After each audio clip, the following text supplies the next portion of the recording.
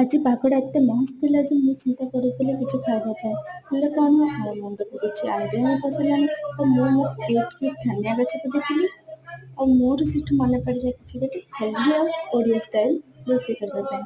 ତ ମୁଁ ସେଥିପାଇଁ ନେଇଗଲି କିଛି କାଙ୍କଡ଼ ସହିତ ଲଙ୍କା ଆଉ 2-4ଟି ଟମାଟୋ।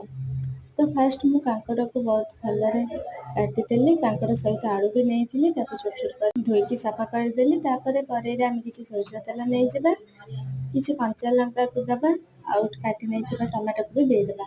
ତାକୁ ବହୁତ ଭଲରେ ଆମେ ଘାଣ୍ଟିଦେବା।